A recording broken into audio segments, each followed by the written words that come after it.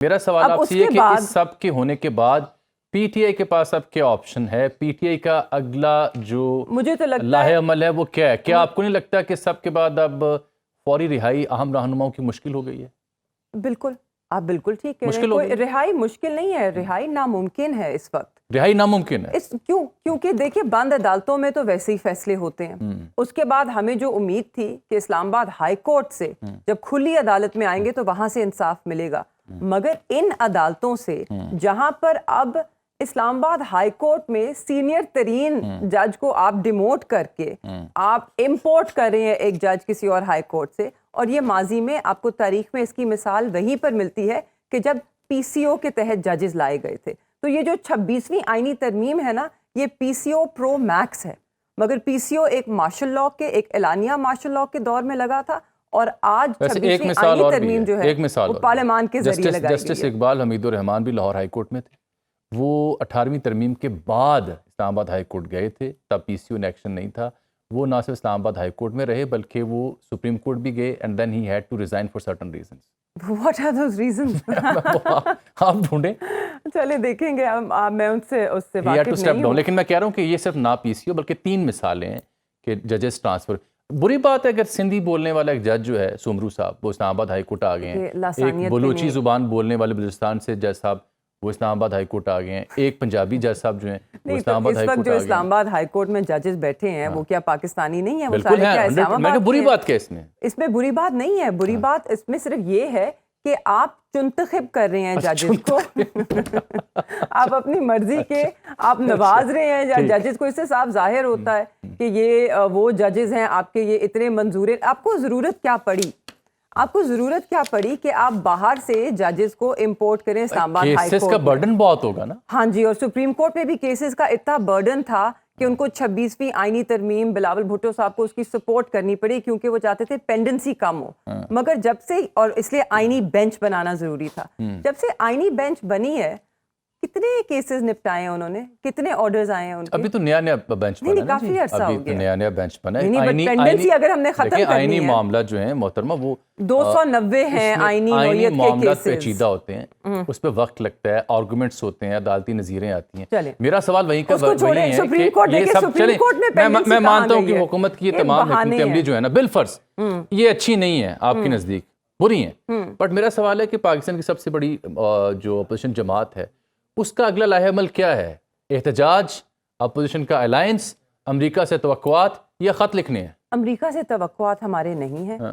جو سب ہم پہلے بھی مداخلت کے خلاف تھے، ہم آج بھی مداخلت کے خلاف ہیں. ہاں، پوری عالمی برادری سے ہمارے یہ توقعات ضرور ہیں کہ وہ جمہوریت اور انسانی حقوق کے لیے آواز اٹھائیں گے، کہ جیسے وہ باقی ملکوں میں کہ جہاں پہ ان کے سیاسی انٹرسٹ ہوں وہاں پہ آواز اٹھایا کرتے ہیں. آپ یوکرین کے لیے آواز اٹھاتے ہیں، جارجیا میں الیکشنز ہوئے آواز اٹھائی جاتی ہے، بولیویا میں الیکشن ہو جائے، وینیزویلا میں ہو جائے، وہاں پہ آوازیں اٹھائی جاتی ہیں. تو پاکستان میں میرے خیال بنگلہ دیش میں کتنی آواز اٹھائی گئی. یہ مداخلت نہیں ہے؟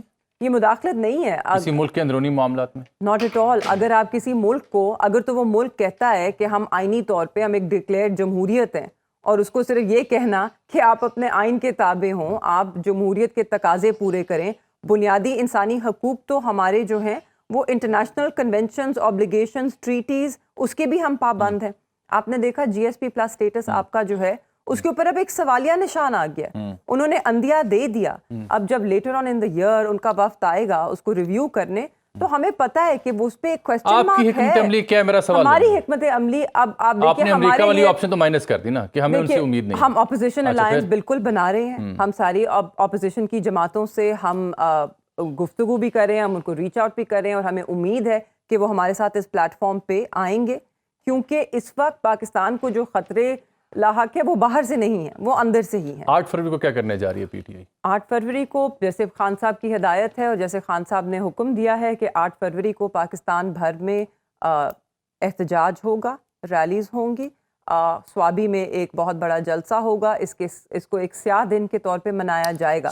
میری درخواست 8 فروری سے یہ ہے، آپ سب سے بھی ہے، یہ جو پیکا ایکٹ لایا گیا ہے یہ کس کا نتیجہ ہے؟ یہ ایک فریب پہ مبنی الیکشن کا نتیجہ ہے. مجھے امید ہے کہ آپ لوگ بھی 8 فروری کو پریس کلبز کے باہر آپ احتجاج کریں گے. ہم نے ہر سیاسی جماعت کا احتجاج ہو یا جشن ہو وہ کور کرنا اور ہم کرتے رہے ہیں. بالکل ہمارا یہ کام ہے. لیکن پیکا کے اوپر میں عرض کرتا ہوں پیکا کے اوپر ملک بھر کے پریس کلبز، ملک بھر کی صحافتی تنظیمیں، ملک بھر کے صحافتی حلقے مسلسل سراپا احتجاج ہیں. اپنے ٹاک شو سے لے کے پریس کلب میں جا کے ہم خود بنفس نفیس each and every one of us ہم اس کے اگینسٹ بات کر رہے ہیں. مسئلہ یہ ہوا ہے کہ آپ کو پہلے کنسلٹیشن کرنی چاہیے تھی، پھر قانون سازی کرنی چاہیے تھی. یہ قانون پاس کرنے کے بعد آپ کو یاد ہے کہ آپ نے کنسلٹیشن کرنی، اور وہ اتنا مبہم ہے کہ کسی ایک مدعے کے اوپر میں کہہ سکتا ہوں کہ آپ نظریہ پاکستان کی خلاف ورزی کر رہی ہیں. میں کہہ سکتا ہوں آپ کا جو بیان ہے اس میں اداروں کے اندر بغاوت یا اداروں میں پھوٹ ڈالنے کی کوشش کی ہے، یا اس سے ملک کی ساکھ اور تو اور جو پارلیمنٹیرینز ہیں ان کی ساکھ، ان کے اوپر کوئی تہمت آپ نہیں لگا سکتے. آپ سٹیک ہولڈرز کی بات کر رہے ہیں. پارلیمان میں یہ بل خود ڈیبیٹ نہیں ہوا. جب قانون سازی ہوتی ہے تو ڈیبیٹ کی جاتی ہے نا. آپ نے دیکھا ہے اور ملکوں میں کئی مہینوں ڈیبیٹس ہوتی ہیں، اسپیشلی آئینی ترامیم کے اوپر. تو دیکھیے اس ملک میں جس طرح کی قانون سازی ہو رہی ہے، جس نوعیت کی اور جس طرح ہو رہی ہے، اس پہ تو بہت بڑا سوالیہ نشان ہے. میں نے آپ سے، چونکہ میری اطلاع یہ ہے کہ آپ ظاہری بات شاہ صاحب سے آپ کی ملاقات ہوتی ہے، آج ہوئی ہے ملاقات. کیا یہ بات درست ہے کہ شاہ صاحب is among those very few senior politicians with in P T I انہوں نے خط بھی لکھا بلاول کو اور دیگر کو بھی who still believes کہ ڈائیلاگ ہونے چاہیے؟ آف کورس دیکھیے وہ ایک سیاستدان ہے. سیاستدان ہمیشہ ڈائیلاگ میں یقین رکھتا ہے. دروازے ہمیشہ کھلے رہنے چاہیے. حالانکہ جو پیپلز پارٹی کا کردار رہا ہے پچھلے 1 سال میں، مجھے تو نہیں لگتا کہ ان سے کوئی توقع ہونی چاہیے، مگر پھر بھی ہم پہ ایک ذمہ داری عائد ہوتی ہے کہ ایک سیاسی جماعت جو کہ جمہوریت کا کو علمبردار سمجھتی ہے، جو کہ آئین کا اپنے، جو کہتے ہیں کہ آئین ہم نے پاکستان کو دیا، تو اس کے تحت ہم پہ ایک ذمہ داری بنتی ہے کہ ہم ان کو ایک دفعہ یاد تو کرائیں کہ یہی ہے وہ آئین جو بلاول بھٹو صاحب آپ کے نانا نے بنایا، یہی ہے وہ جمہوریت کے جس کے لیے آپ کی والدہ نے اپنی زندگی قربان کی، اپنی زندگی کا نذرانہ پیش کیا. تو یہی ہیں وہ 2 چیزیں کہ جس کے لیے آپ سیاست میں آئے. تو آپ ان 2 کو پیچھے رکھ کے اقتدار کے پیچھے کیوں دوڑے پھر رہے ہیں؟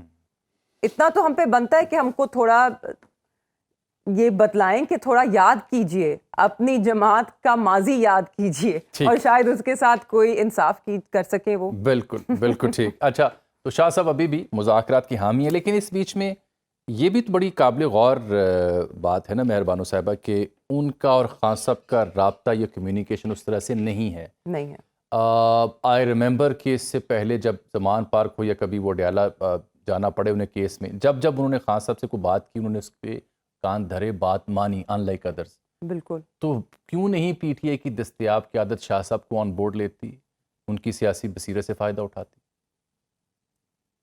اس کا جواب قیادت ہی دے سکتی ہے، میں تو نہیں دے سکتی. آ سکتے ہیں بالکل، وہ کوٹ لکھپت جیل میں جہاں جیل کوٹ لگتی ہے وہاں پر وہ آ سکتے ہیں، مل سکتے ہیں، نہ صرف میرے والد سے مگر وہاں پر باقی اعجاز چودھری صاحب ہیں، ان کا بڑا ایکسپیرینس ہے. ان کا تو پروڈکشن آرڈر جاری ہوا ہے، لیکن ہاں وہ اس پہ اتنی دلچسپ بات ہے کہ جو چیئرمین سینٹ ہیں 2 دفعہ پروڈکشن آرڈر جاری کر چکے ہیں. اب وہ روٹ کے، ہاں وہ بے بسی کا تو عالم یہی ہے نا، اب وہ روٹ کے بیٹھ گئے ہیں مگر استعفیٰ دے دیں. میرا